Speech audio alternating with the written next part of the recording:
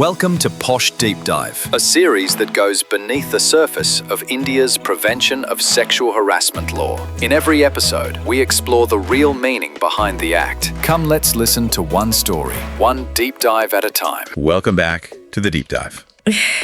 Okay, so today we're tackling something that, let's be honest, many managers find really, really difficult. Yeah, probably the hardest part of the job sometimes. Right, navigating those really sensitive interpersonal issues at work.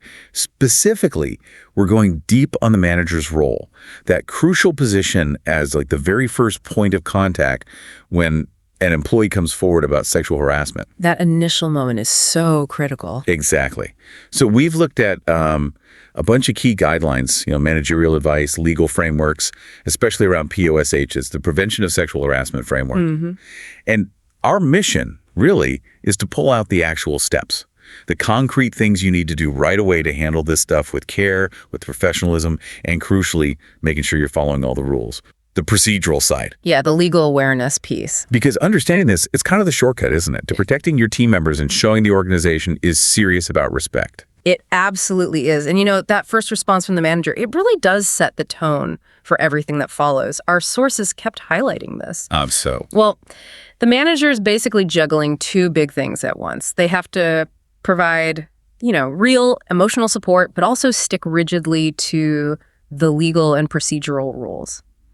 It's definitely a tightrope walk. Okay, a tightrope. So how do we break that down? Well, these responsibilities seem to fall into three main areas we should probably explore. First is that immediate support, being non-judgmental, really listening. Okay. Second, it's all about procedural diligence, dotting the I's, crossing the T's, documentation, confidentiality, the legal stuff. Right, the integrity part. Exactly. And third, there's the ongoing part, managing the rest of the team, the wider environment, the culture piece. Got it.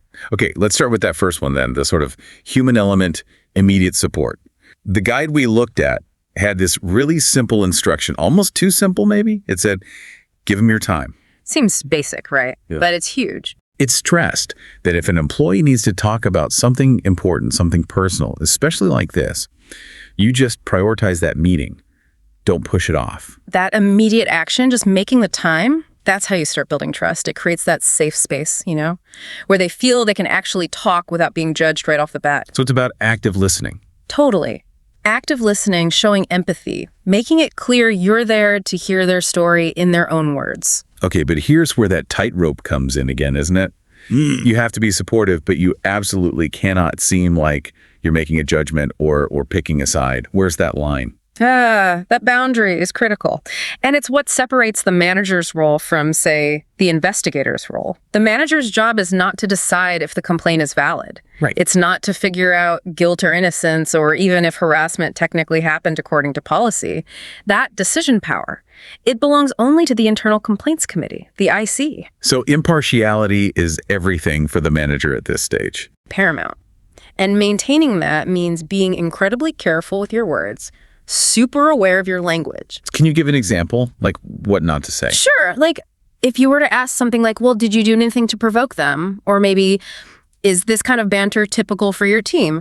See how that immediately sounds biased? Yeah, it implies blame or dismisses the concern. Exactly. You need neutral framing. So instead you might say something like, okay, thank you for telling me this. Can you walk me through exactly what happened step by step, just so I have all the details down correctly?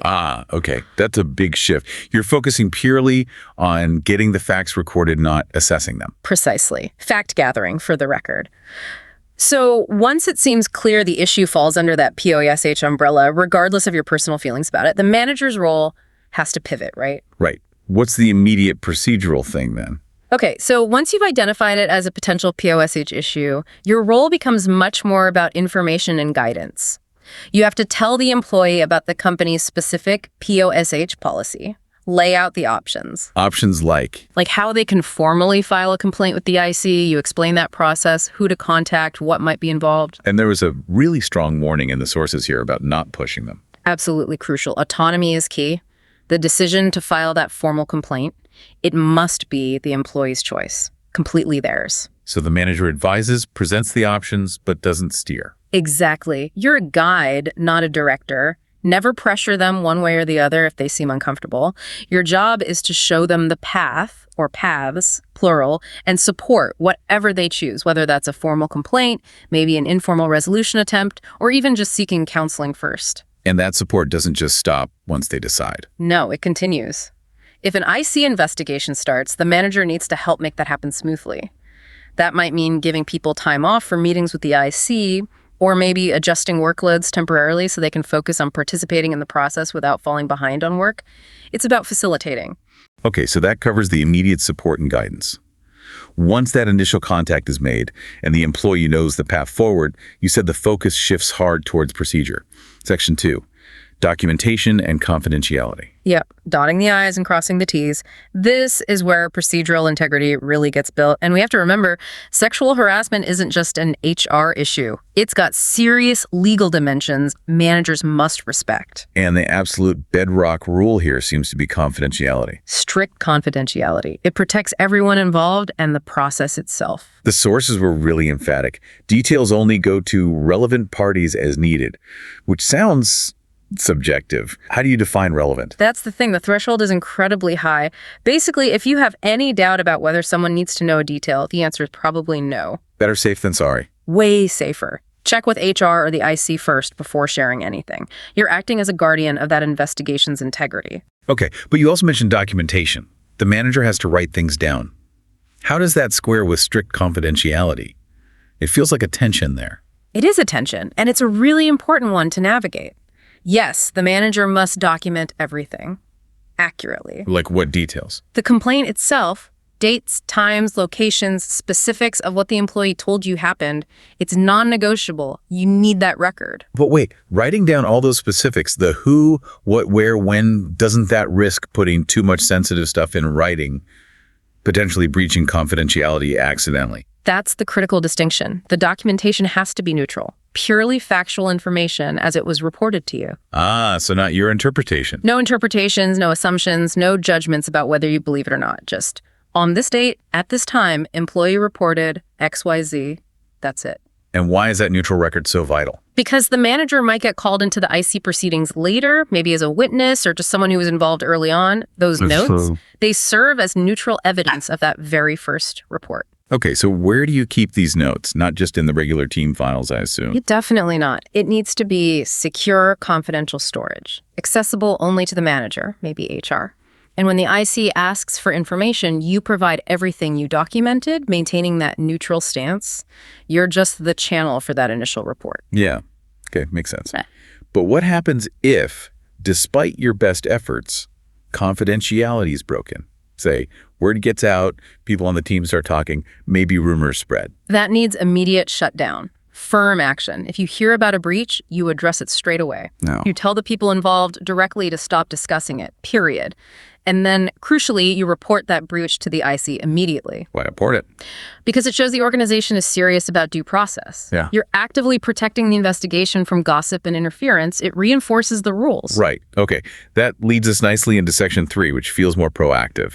Moving beyond just reacting to a complaint and actually shaping the culture. Prevention and protection. Exactly. And the number one mandate here, protection from retaliation. This is huge. It's absolutely mandatory. The manager has to guarantee protection from any form of victimization, whether it's obvious or really subtle. You need to be actively watching for any signs of retaliation from the team or maybe from the person accused. But the sources added something else here, a kind of inward look for the manager. Yes.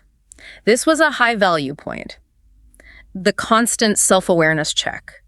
Managers have to make sure their own behavior towards the person who complained doesn't change negatively, even unintentionally. What would that look like? Unintentional retaliation from a manager. Well, maybe you suddenly start micromanaging their work when you didn't before. Or you give them all the undesirable tasks. Or even worse, you stall their performance review or hold up a promotion. Even if you think you have other reasons, it can easily be perceived as retaliation. Wow. So professional consistency is actually part of the procedure here. Because bias isn't always, like, malicious. Yeah. It could just be discomfort or avoidance after a difficult conversation. Precisely. Maintaining that consistency is key.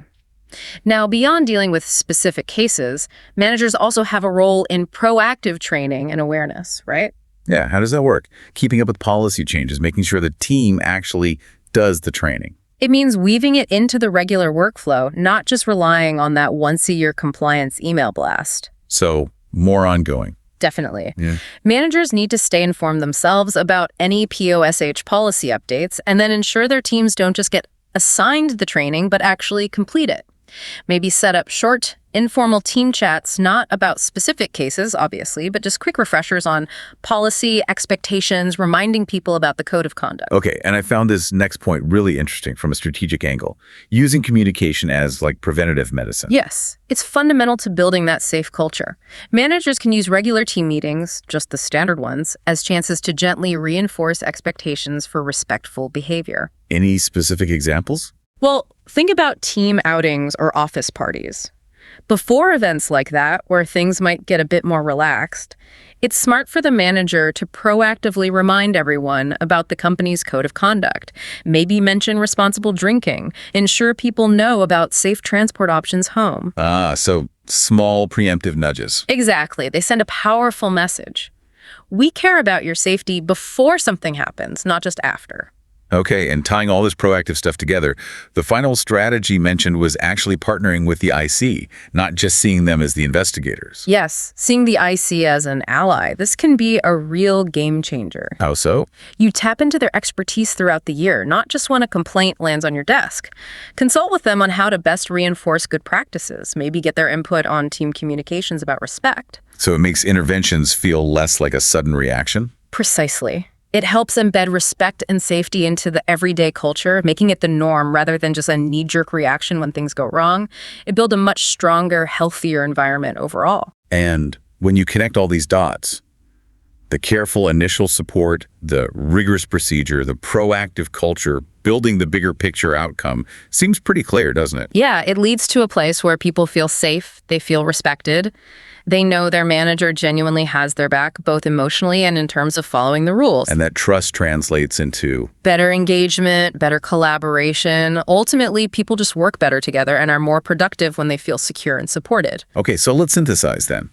The manager's core role here in a POSH situation is really twofold. Right. First, provide that non-judgmental, empathetic guidance and support, but always protecting the employee's autonomy in decision-making. Care combined with respecting their choice. Exactly. And second, ensure absolutely meticulous procedural compliance. That means accurate, neutral documentation, ironclad confidentiality, and actively preventing and watching for any retaliation. It's that blend of care and strict professionalism. Okay, that's a great summary. Which leaves us with just one final thought for you, our listeners, to maybe mull over this week. If a manager really nails that initial handling of a complaint, gets that blend of care and professionalism just right, building real trust during a difficult time, how much does that foundational trust then influence an employee's willingness to engage in all those proactive cultural things later on? Like giving honest feedback on policy or actually paying attention during training before a crisis ever happens. Think about that ripple effect.